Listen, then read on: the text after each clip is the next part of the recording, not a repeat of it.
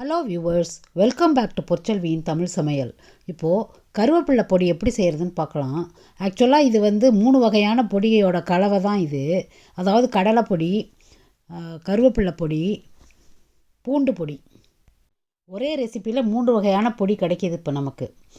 ஒரு பேனில் கொஞ்சம் நல்லெண்ணெய் விட்டுக்கலாம்.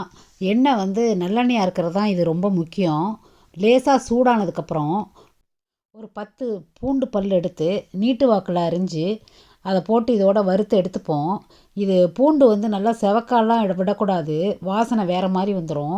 ஓரளவு வெந்தாலே போகும். அதை அப்படியே எடுத்து ஒரு கப்பில் மாற்றிக்கலாம். ஒரு 1/4 கப்பு கடலைப்பருப்பு போட்டுக்கலாம். கடலைப்பருப்பு, உளுத்தம்பருப்பு ஒரு 1/4 கப்பு போட்டுக்கலாம். இது ரெண்டையும் பொன்னிறமாக நம்ம வறுக்க போகிறோம்.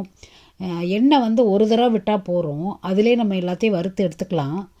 இப்போது இது எல்லாத்தையும் வறுத்துக்கிறேன். அதுக்கப்புறம் இதிலையே ஒரு 1/2 கப்பு கடலையை போட்டுக்கலாம். அதாவது கடலை ஒரு சாதாரண ஒரு வாணலியில் எண்ணெய் ஊற்றாமல் வறுத்து தோலெல்லாம் நீக்கிட்டு, அந்த தோல் இல்லாத கடலை தான் இதோட போடணும். தோல் இருந்தால் ஒரு வகையான துவர்ப்பு வந்துடும். அதனால் தோல் உரித்த வறுத்த கடலையை இதில் போட்டு நம்ம பொன்னிறமாக வறுக்க போகிறோம். அதையும் வறுத்து எடுத்துக்குங்க. எல்லாத்தையும் ஒரே இது மேலேயே போட்டுடலாம், வாணலியிலே போட்டுடலாம். எல்லாமே சேர்ந்து ஒன்றா வறுபட்டுரும். எண்ணெய் மட்டும் நம்ம ஒரு தடவை விட்டால் போகிறோம். திருப்பி திருப்பி எண்ணெய் விட வேண்டிய அவசியம் இல்லை. இது நல்லா வறுவடட்டும். இதில் நம்ம கடலை, துவரம்பருப்பு, உளுத்தம்பருப்பு எல்லாமே நல்லா புரோட்டீன் அதிகமாக உள்ளது போட்டிருக்கோம். அப்புறம் மிளகாய் நீட்டு மிளகாய், சிகப்பு மிளகாய் அல்லது வேறு காரத்துக்கு நல்ல மிளகாய் கூட போட்டுக்குங்க. இப்போ நான் இதில் ஒரு 4 காஷ்மீரி சில்லி மட்டும் போட்டிருக்கேன். ஏன்னா எனக்கு காரம் தேவையில்லை. அதனால் வாசனைக்காக இந்த 4 மிளகாயை போட்டிருக்கேன். பாருங்கள், இப்போ எல்லாம் நல்லா வறுபட்டுருச்சு. இதை அப்படியே எடுத்து இந்த பூண்டு வறுத்து வச்சுருக்கிற கப்பிலே போட்டுக்கலாம். நம்ம எல்லாத்தையும் ஒன்றா தான் போட்டு அரைக்க போகிறோம். இந்த பொடியோட விசேஷமே நல்ல ஒரு வாசனை. 3 வகையான பருப்பு வகைகள் எல்லாம் கலந்துருக்கு. 3 பொடியும் ஒன்றா சாப்பிட்டா மாதிரி ஒரு மன நிறைவு இருக்கும் நமக்கு.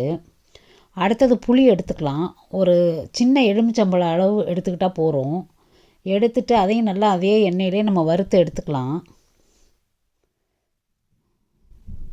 அதுக்கப்புறம் தாங்க ஒரு ரகசியம். இது இது வரைக்கும் நீங்கள் இந்த ரெசிபி கேள்விப்பட்டே இருக்க மாட்டீங்க.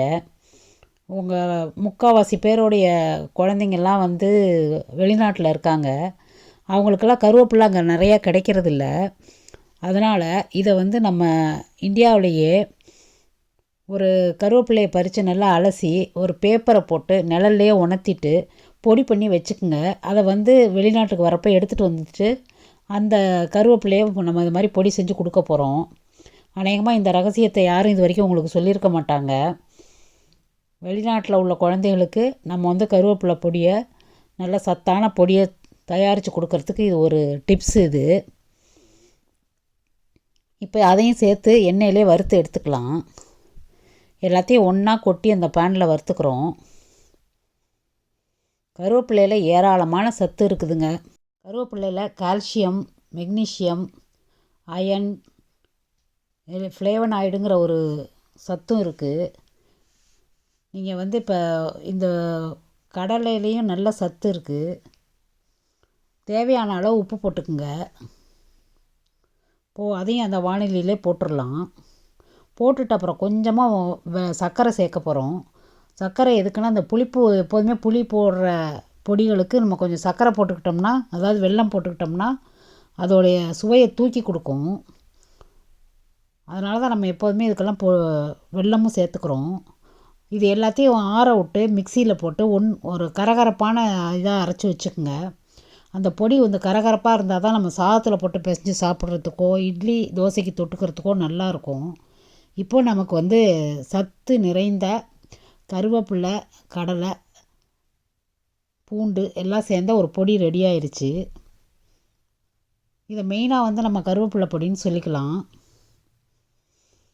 இந்த வீடியோ உங்களுக்கு ரொம்ப உபயோகமாக இருக்கும்னு நினைக்கிறேன். இந்த ரகசியமும் உங்களுக்கு இப்போ தெரிஞ்சிருச்சு.